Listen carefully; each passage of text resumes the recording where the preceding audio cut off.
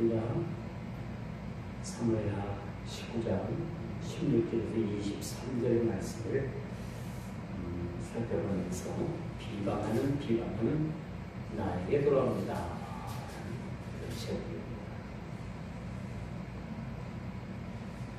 우리가 비방을 해서도 안 되고 또 비방을 들어서도 안 되겠죠. 남을 비방하면요, 그 다음 자리에 가면은 그 다른 자리에서 나를 비방합니다. 그래서 여러분들이 비방을 받지 않으려거든 비방하지 마세요. 내가 비방하면은 다른 사람이 다른 자리에 가서 나를 비방한다니까. 왜 제가 이런 말씀을 드리냐면요, 오늘 이 본문의 말씀은 시므이가 다윗 왕이 자기 아들 압살롬에게 쫓겨서 왕궁을 급하게 나가다가 시므이를 만나요. 오늘 등장하는 시므이라는 인물이 바로 그런 인물인데 다윗을 향해서 저주를 하죠.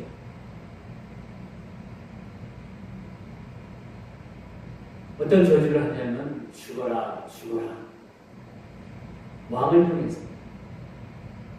그리고 왕을 향해서 돌을 던집니다.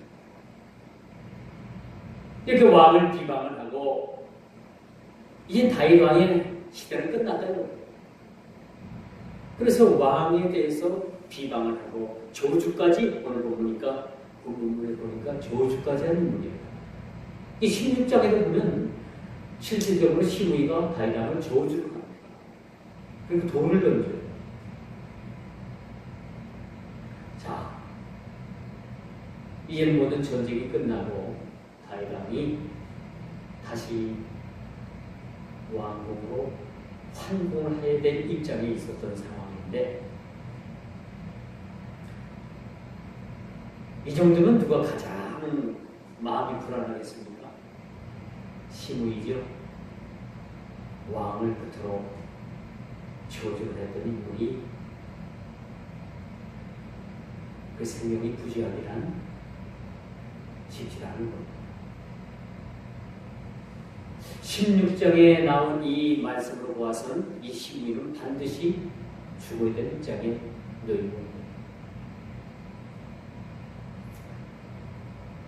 야고보 기자는 이렇게 쓰고 있어요. 형제들아, 피차에 비방하지 말라. 형제를 비방하는 자나 형제를 판단하는 자는 곧 율법을 비방하고 율법을 판단하는 것이라. 내가 만일 율법을 판단하면 율법의 진행자가 아니요 재판사로다라고 야고보서 4장 11절이 그렇게 말합니다.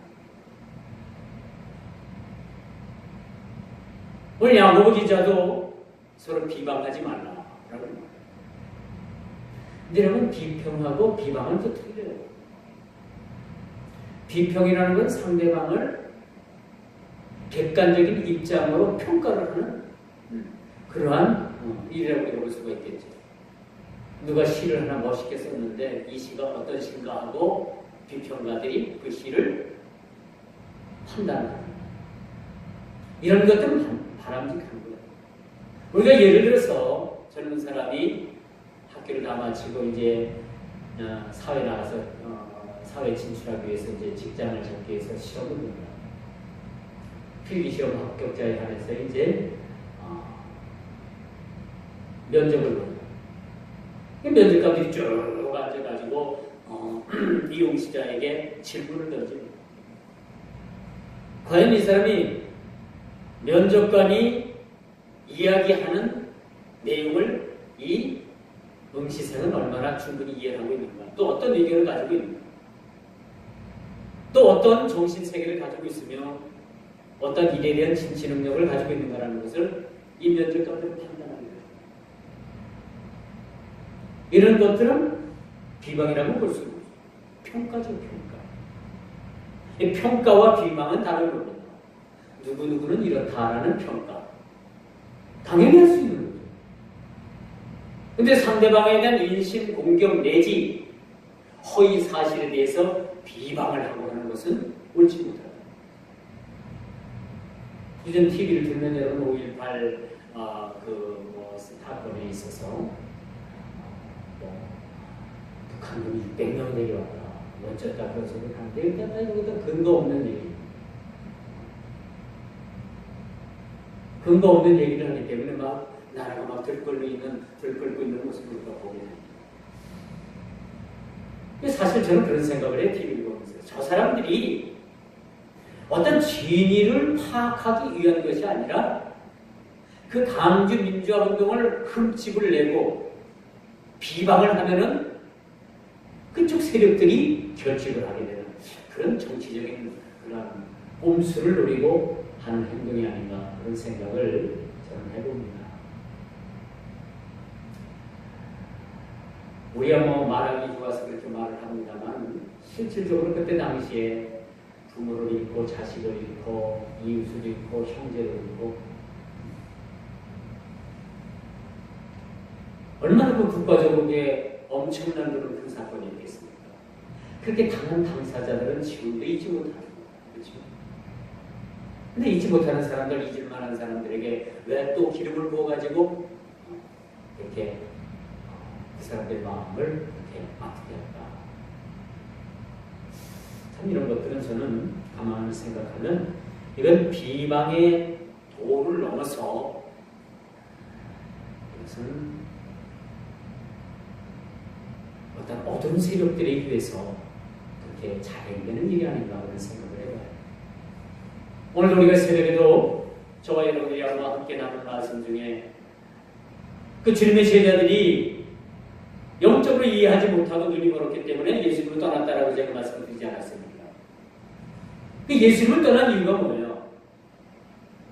나는 생명의 떡이니 누구든지 내 몸을 먹는 자는 영생하고 내가 흘려주시는 피는 영생하는 그런 음료라고 그렇게 말을 해주고 있습니다.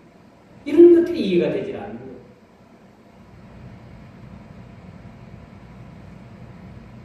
그리고 19장 16절에 보면 우리도 이 말을 도무지 알 수 없다 라고 하고 그 다음에는 그들이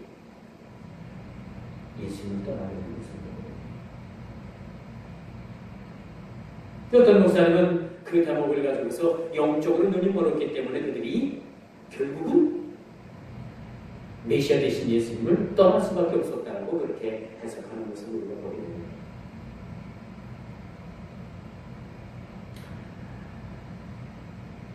여러분, 그래서 비방은 타인을 멸시하며 또 사람을 대적하며 또 그리스도 안에서 영적으로 연합된 형제들의 수치스러운 모습을 나타내는 모습으로 쓰여집니다. 비방한다는 것은 그리스도 안에 있는 우리 형제를 비방하는, 그래서 수치스러운 모습을 드러내는 것이기 때문에 우리는 서로 비방하지 말아야 된다. 여러분, 사람이 털어서 먼저 안 나는 사람이 있을까요? 없어요. 다 먼지랍니다. 아무리 뭐 도덕군자, 성인군자로 살았어도 털만 다 나오게끔 돼 있는 거예요. 하나님 외에는 완벽하신 분이 없어요. 하나님은 퍼펙트하신 분, 완벽한 분. 근데 인간은 실수하고요, 불완전하고 털면 털수록 양파 껍질과 같은 존재가 우리 인간이다. 너나 할 것 없이. 그렇기 때문에 우리가 서로 비방의 그런 입술을 가지고서 그 언성을 높이다 보면요, 서로 서로에게 상처를 주게 됩니다. 우리 상대방에 대해서 영적인 그 믿음의 안목을, 눈을 가지고서 상대방을 정확하게 보는 것은 사실 필요해요. 요즘 세상에 뭐 예수 믿는다고 하고 교회 다닌다고 하면서도 여러분, 가짜들이 얼마나 많은지 압니까? 가짜들이.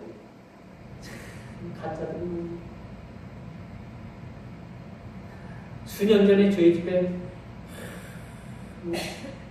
식당을 했었는데 식당에 불이 나가지고 당장 먹을 게 없대요. 그래서 쌀을 얻으러 왔어. 그래서 저희 딸은 아이고 어떡하나 해가지고 저희들이 물론 그 자루에서 쌀자리에서 조금은 먹었습니다만 조금 헐어서 먹던 걸 갖다가 제가 번쩍 들어다가 그 사람 다 갖다 줬어요. 안 됐다고. 어떡하나.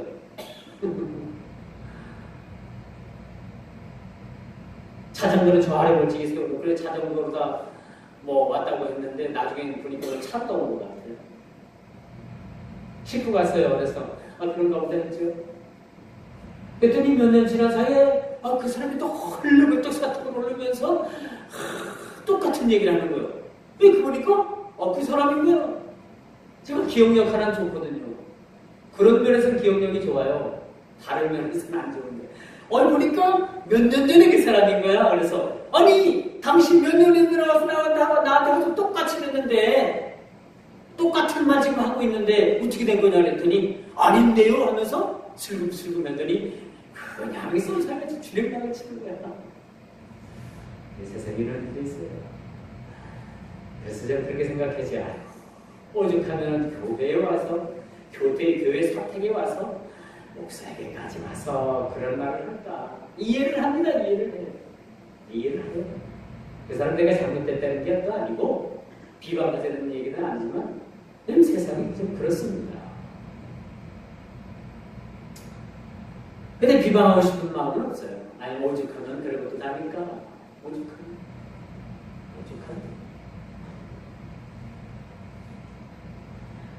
그러므로 여러분 우리 그리스도인이 된 자들이 남을 헐뜯거나 멸시하는 말을 한다는 것은 곧 내 이웃을 내 몸과 같이 사랑하라고 말씀하신 주님의 율법의 강령, 복음의 강령에 위배되는 말씀이라고 할 수 있습니다.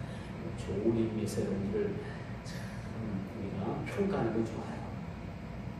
영적인 안목으로 그 사람을 살펴보고 그 사람의 됨됨이도 살펴보고 그 사람의 믿음의 신앙이 어떻게 되는 건가도 우리가 살펴보고 참 그런 것들을 우리가 아주 세심하게 볼 필요가 있지만 상대방을 인격을 모독하거나 상대방을 어떻게 평가절하 한다거나 그런 내리기 위한 비방은 있어서는 안 된다.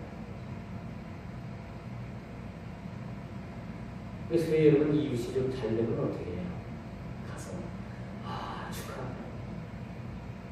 당신 밤낮없이 이렇게 열심히 일을 하고 근검 절약하고 그렇게 열심히 하더니 저 부자가 돼서 내가 좀 기쁘다. 그렇게 이야기해 줄 수 있어야 되는 거 아니에요? 그런데 이웃이 우리하고 그냥 구질구질한 데서 살다가 갑자기 아파트 막 70평, 80평 막 사갖고 가니까 저 사람들이 밤에 남의 담장을 넣었나? 아니면 직장을 다닌다고 했는데 뇌물을 받았나? 아니면 남의 것을 빼앗았나? 도적질했나? 감도질했나? 그런 생각도 들게 될 거예요. 그렇죠? 근데 그렇게 보지 말자는 거예요. 잘 됐으면 가서 칭찬해주고 축하해주고 그것이 전무선이라고 생각을 합니다. 그래서 오늘 본문의 말씀도 바로 그런 이야기죠. 전쟁이 끝나고 이젠 가장 좋아할 사람은 다시 왕국으로 환궁할 사람들이 가장 기뻤죠. 그동안에 전쟁 통해 얼마나 많은 고생들을 했습니까? 그런데 한쪽편에서는 아주 큰 고민이 생깁니다. 시므이라는 사람. 이 사람이 바위강에 대해서 어떻게 했던가? 그래서 사람은요, 음지가 양지되고 양지가 음지된다는 사실을 명심하고 우리가 인생을 살아가야 돼요. 우리가 온갖 복락을 다 누리고 그 지복한 삶을 산다 하더라도 언젠가 그 양지 같은 삶에서 음지가 될 수 있다는 사실 여러분 명심하시기 바랍니다. 우리가 건강하다고 과신하고 막 그래도 여러분 건강 잃는 거 하루아침이에요? 하루아침입니다. 건강 잃는 거 하루아침인 거 여러분 아셔야 돼요. 여러분 가지고 있는 재물 이거 지금 자손 대대로 내려가서 잘 먹고 잘 살 것 같죠? 아니에요.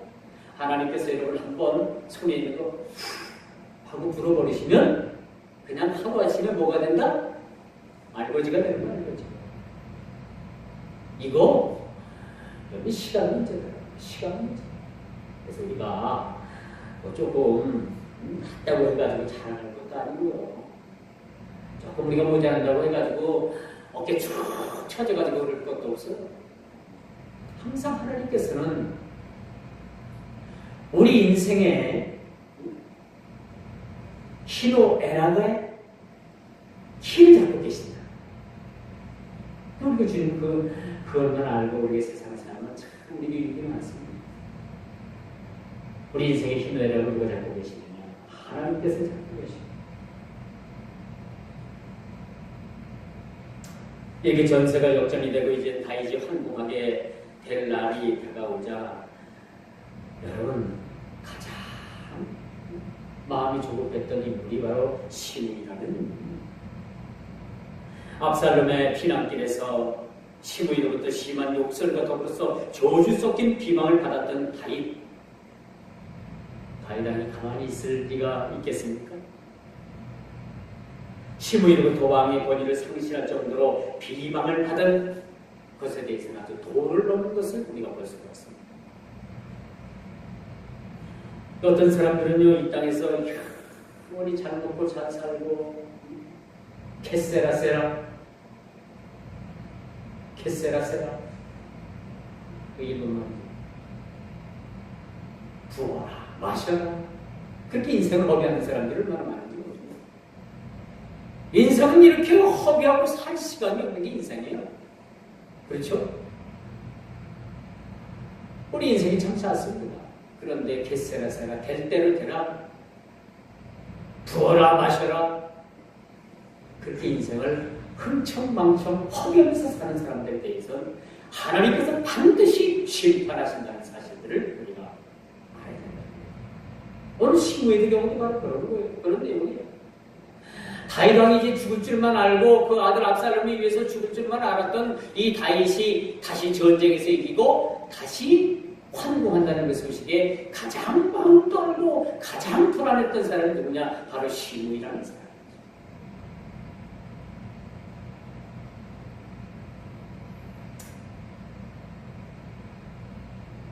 이 시므이의 행동은 무엇으로 봐도 용서받지 못할 행위에는 틀림없는 사람입니다. 참 비굴하다 생각합니다. 이렇게 왕 앞에 이런 행동을 보여놓고 이젠 자기 살겠다고 왕 앞에 나가가지고 자기 베냐민 지파 사람 1000명을 쫙 데려다가 놓고 왕 앞에 나가서 나를 용서해 주세요. 진심 어린 그런 용서를 구하는 것이 아니라 내가 그래도 힘 있는 사람이야. 1000명 정도는 내가 동원해서 왕 앞에 나갔으니까 왕이 나를 어찌할지 모르겠지. 그런 마음을 가지고 왕 앞에 가서 용서를 비는데 오늘 본문 기자는 암묵적으로 우리에게 말씀해 주는 말씀이 뭐냐. 이 시므이가 왕 앞에 용서를 구했지만은 진심 어린 마음으로 와서 왕 앞에 용서를 구하지 않았다는 것. 오늘 같이 운동을 하는, 늘 아침에 같이 운동을 하는, 그래도 공무원을 지내셨던 분이 한 분 계셔요. 저희 아버지 고향에 면장까지, 그 고향에 면장까지 하셨던 분인데, 이분이 어떻게다 부인하고 좀 많이 다툰 건지, 뭐 긴 세월 동안 어떤 참 서로 간에 불신이 있었던지 그만 부인을 내쫓아서 주인이 살인이니까 부인이 권사님인데 나가서 소식도 없대요. 그래서 제가 오늘 들어오셨어요. 그랬더니 안 들어왔대요. 차전에 가서 찾아서 모시고 오세요. 그랬더니 쫓기는 거예요. 안 된다고. 그 사람이 살면서 나를 얼마나 멸시했는지. 그래서 서운한 거면 다 얘기하는 거라서 이제 그랬죠. 원장님, 부인이 아무리 잘못하고 잘했어도 용서하지 않으면 예수님께서도 원장님 용서하지 않습니다. 또 교회 다니는 집사니까 제가 그렇게 말씀을 드렸더니 거기는 답이 없어요. 고민해보겠죠, 그렇죠? 어떤 연유에 있었는지 부인을 용서할 수 없을 정도로 그렇게 해서 내쫓았고 지금 언제 그랬는지 몰라도 꽤 시간이 몇 달 된 것 같아요. 그래서 이제는 오십시오 찾으세요. 그랬더니 그게 그런 격한 반응을 내요. 그래서 제가 바로 성경을 들이댔죠. 그렇게 용서를 하는 예수님께서도 집사님 용서를 하십니다. 이게 성경이거든요. 이 말에 찔림을 받아야 되는 거예요, 사실. 그렇죠? 그게 우리 신앙이에요. 그런 말씀에도 찔림이 없으면 화인 맞아요. 이 문제가 심각합니다. 여기서 우리 시므의 행동을 봅니다. 자신의 가오를 덮으려고 하는 거예요. 진짜 나가서 내가 죽을 죄를 졌습니다 하고 다윗의 발을 붙잡고 진짜 진심 어린 용서와 사과와 자기 죄를 낱낱이 해야 되는데도 불구하고 내가 이쯤 1000명 정도 사람들을 거느리고 1000명 정도를 동원할 수 있는 사람이라고 그렇게 자기 과시를 하면서 다윗 앞에 나와가지고 용서해 주세요. 그냥 빈말 지나가는 말로 이게 진정 용서가 되겠냐 말입니다. 여러분 되게 제가 시골에서 목회할 때 우리 이웃교회의 어떤 권사님들이 이런 거예요.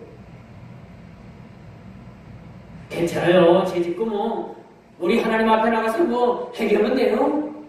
아주 쉽게 뭐 그러더라고요. 그 말이 틀렸다는 말은 아니지만 회개가 10년의 얘기입니다. 10년의 얘기예요. 절대로 그렇지 않아요. 죄 짓긴 쉬워도 회개하기는 어렵다는 얘기입니다. 그 마음에 늘 걸렸어요. 그 마음에 늘 걸렸어요. 그런데 어느 날 갑자기 그 권사님이 새벽기도 간다고 오토바이를 타고 가다가 차 부딪혀갖고 현장에서 즉사를 했어요. 그 권사님. 야, 세상이 놀라운 게 그분이 돌아가시고 한 달도 안 돼가지고 이 남자라는 장로에 있는 이 사람은 한 달도 안 돼가지고 어떤 여자를 데리고 왔어. 참 빠르죠. 그리고 이제 자기 교회 출석을 하니까 담임 목사님 거기 장로가 돼가지고 응? 이게 할 짓이냐 막 책망을 하니까 잠시 저희 교회로 제가 섬기던 교회로 피신을 왔습니다. 그리고 그동안에 못했던 11조를 우리 교회에다가 듬뿍 했어요. 그리고 그 눈치가 보였던지 며칠 만에 그 여자 새로 데려온 여자하고 사라졌어요. 안 왔어요. 그래서 야 이게 무슨 뜻일까? 우리 교회 와서 11조 헌금을 듬뿍 하고 하는 건 좋은데 그 양반들이 또 어느 교회를 갔을까? 사뭇 궁금해집니다. 여러분 우리가 살면서 이런 건 아니에요. 적어도 우리 예수 믿는 사람들은 세상 사람들보다 모든 면에서 좀 투명성이 있어야 돼요. 여러분 세상 사람들도 그렇게 안 해요. 어떻게 아내가 죽었는데 한 달도 안 돼가지고 무슨 여자를 데려다가서 삽니까? 응? 이게 가당치나 한 겁니까? 세상 사람들도 그렇게 안 한다니까요. 그런데 교회 장로가 지금 시간이 오래돼가지고 이제 한간읍에 있는 면단에 있는 교회인데 이름도 잊어먹었어요. 시간이 그러다 보니까 그 교회 이름도 잊어먹고 그렇습니다.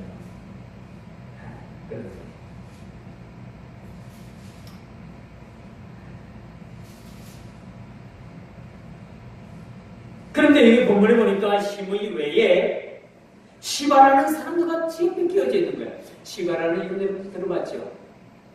다윗 왕이 급하게 자기 아들 압살롬의 추적을 피해가지고 왕궁을 빠져나왔을 때 누굴 만나요?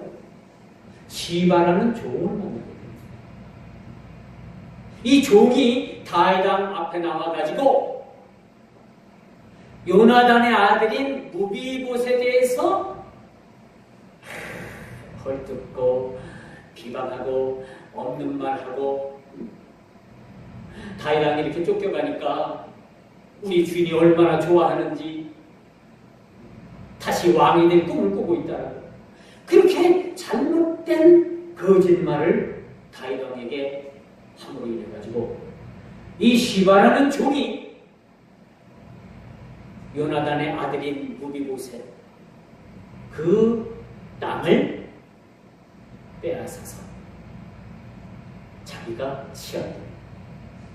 다윗왕이 이 소리를 듣고 시바에게 무비보셋의 땅을 빼앗아가지고 네가 가져라. 여러분 얼마 전에 제가 그 말씀에 설교를 했죠. 기억이 나죠? 가물가물해? 불과 몇 주 전에 했던 말씀. 이런 자가 함께 나와가지고 용서를 구합니다. 자, 왜 그럴까요?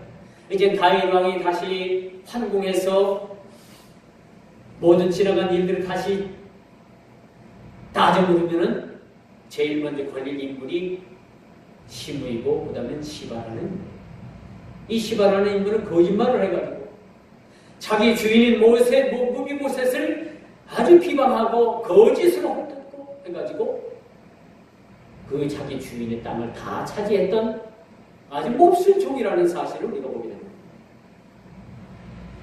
이처럼 이렇게 비방은요, 듣는 이로 하여금 마음에 남는 상처를 이렇게 주게 된다는 사실. 비방은 있는 말이 아니고 어떤 현실적인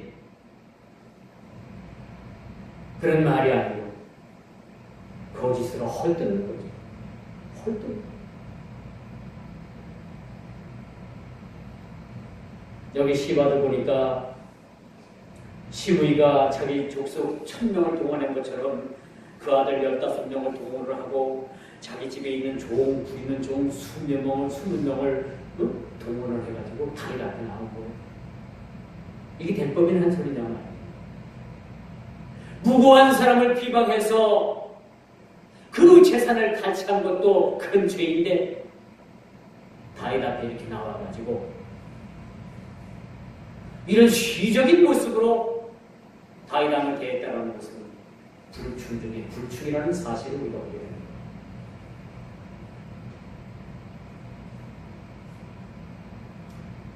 오늘 바리새인들이 성전에 나와서 헌금계에 헌금을 하는 것을 예수님께서 보셨습니다. 그리고 어느 한 미망인이 자기 생활의 전부인 두랩돈 한 잎을 헌금함에 넣는 것을 봤습니다. 그리고 제자들에게 묻죠. 너희는 이 둘 중에서, 이 두 부리 중에서 누가 가장 많은 헌금을 많이 했느냐? 당연히 바리새인들이라고 말을 했을 겁니다. 그들은 일주일에 2번씩 금식을 하고 시장을 위해서 손을 들고 기도를 하고 거룩한 척하고 소득의 믿음을 드리고 그런 사람이 당연히 헌금도 많이 할 것이라고 했을 것이라고 이야기를 합니다. 예수님은 전혀 다른 방법을 보이시고 자기 자신이 어찌할 수 없어 감히 하나님 성전에 나갈 수도 없는 그런 아주 애통하는 마음을 가지고 하나님 앞에 나와서 자기 생활비 전부를 하나님 헌금에 넣었다는 그 사실에 대해서 예수님께서는 이것이 진정히 하나님께 온전한 헌금이라는 것을 가르치는 모습으로 우리가 보게 됩니다. 이 여인은 뭐 하나 내세울 것이 없었어요.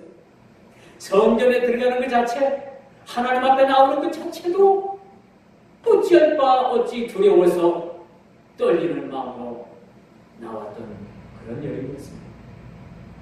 우리가 적어도 하나님 앞에 나올 때는 이렇게 겸손한 마음, 적어도 우리가 낮아진 마음으로 하나님 앞에 나와요. 떳떳한 마음으로 나와요.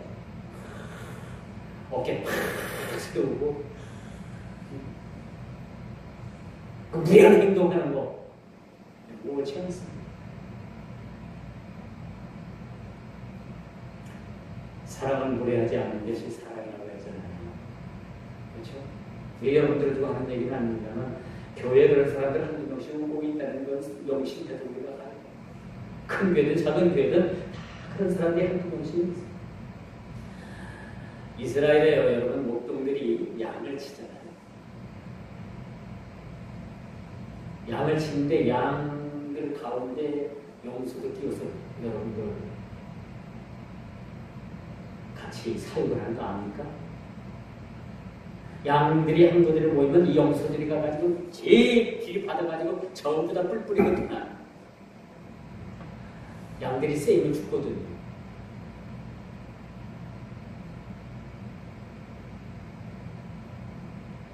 교회도 마찬가지입니다. 다 역할이 역할. 사랑하는 성도 여러분, 여러분은 어떤 역할을 하면서 사십니까?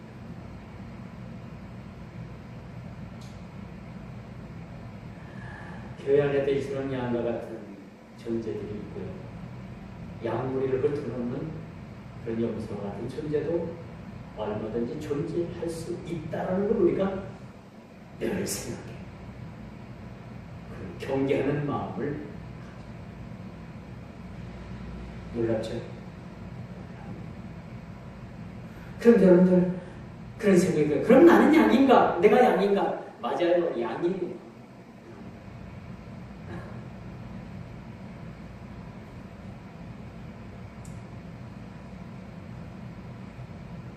이 무비보셋의 전 재산을 빼앗았던 이 시바는 지난번 다윗 왕을 난을 패 도망할 때 무비보셋을 모함하여서 그 전 재산을 착취한 사건을 우리가 16장 3절 4절에서 봤습니다.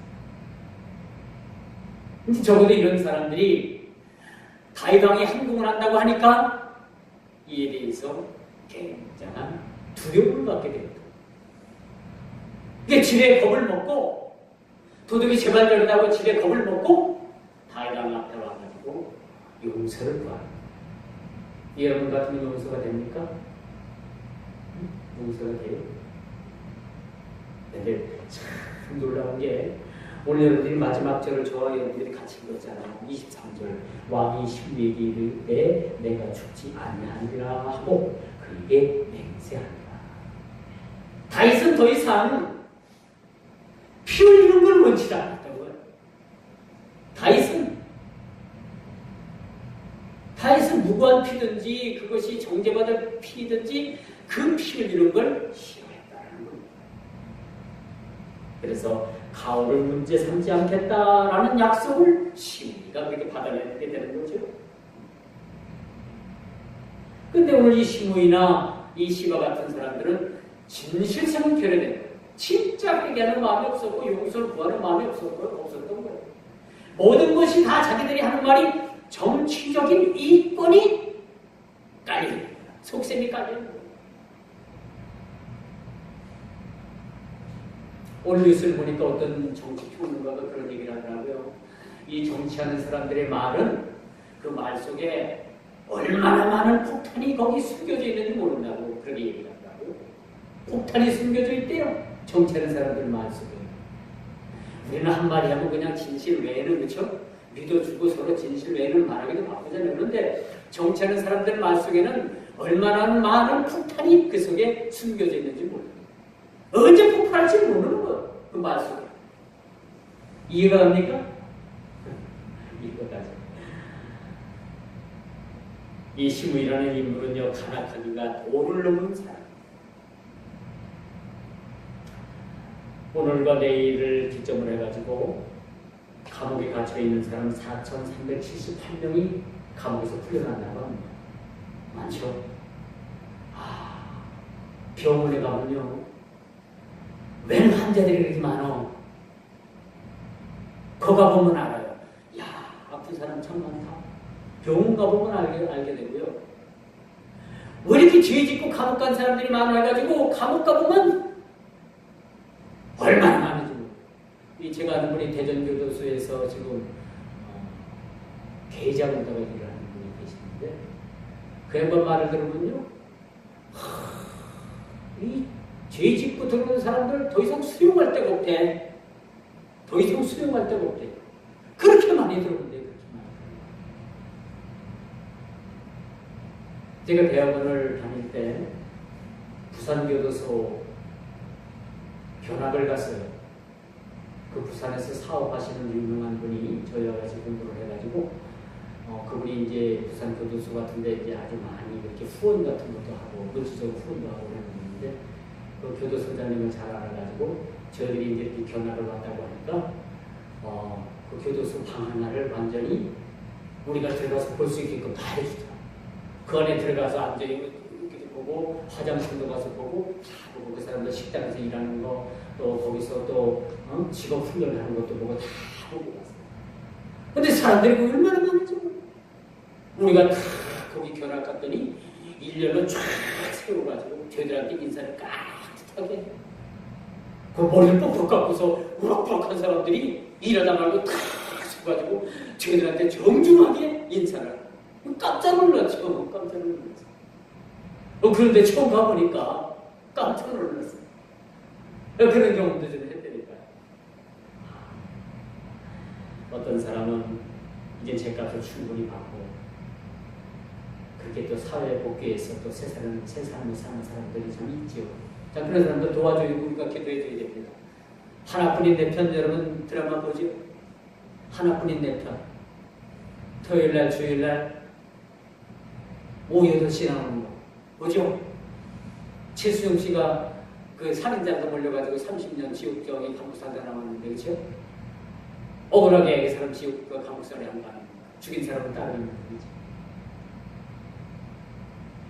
그런 사람들이 있는 거 아니에요? 4,378명 중에서도 이 사람은 안 된다라는 사람들이 있었을 거예요. 근데 4,378명을 이번에 다 감옥에서 내버린 거죠. 염려스러운 것은 그 사람들이 또 나가서 또 똑같은 죄 짓지 않을까 그런 염려도 사실은 있습니다. 그렇죠? 자, 이제 말씀의 결론을 내줄게요. 다윗을 향해서 피를 흘린 자요, 사악한 자요, 그렇게 돌을 던지던 사람. 이 돌을 던졌다는 것은 돌 맞아 죽을 죄가 뭔지 압니까? 돌 맞아 죽을 죄.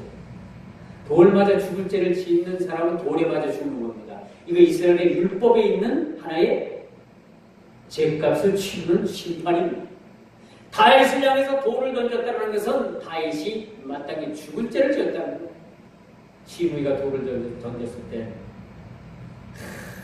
이 다윗 왕의 마음은 어땠을까? 근데 이제 거꾸로 시므이가 돌에 맞아 죽게 생겼거든요.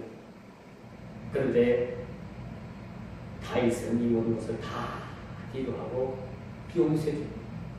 용서해줍니다. 오늘 끝에 보니까 그에게 맹세하니라. 내가 죽지 아니하리라 하고 그에게 맹세하니라. 그 이스라엘에 있어서 맹세라는 것이 상당히 지켜야 되는 거예요. 우리도 마찬가지죠.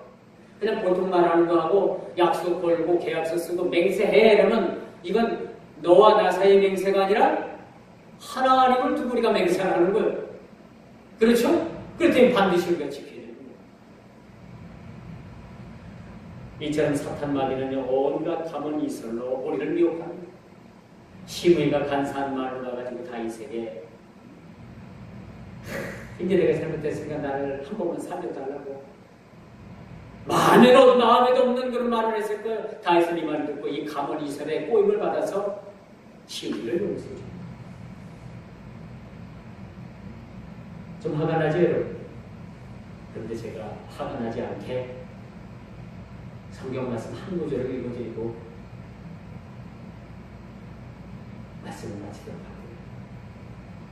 여호야다의 아들 분하야에게 명령하네 솔로몬 시대에 그가 나가서 시므이를 치니 그가 죽은지라. 열왕기상 2장 46절입니다. 시므이가 어떻게 됐다고요? 다윗 왕 시대에는 그가 생명을 보존했지만은 다윗 왕의 아들인 솔로몬 시대에 그가 죽임을 당하게 됩니다. 자기 죄값을 하나님은 반드시 그 죄에 대한 죄값을 물으십니다. 그렇기 때문에 여러분들은 저와 여러분들은 부지런히 하나님 앞에 진심 어린 그게의 삶이 필요합니다. 진심 어린 사과, 진심 어린 하나님 앞에게 죄에서 돌이킴, 이것이 우리에게 반드시 필요합니다. 기도하겠습니다. 주님 감사합니다. 귀한 시간 함께 주셔서 귀한 말씀에 우리가 교훈받사오니 하나님 우리가 교만치 않게 해주시고 우리가 무고히 많은 사람들에 대해서 비방하지 않는 그런 우리의 삶을 살아갈 수 있도록 우리 입술을 주장해 주옵소서. 예수님의 이름으로 간절히 기도드리옵나이다.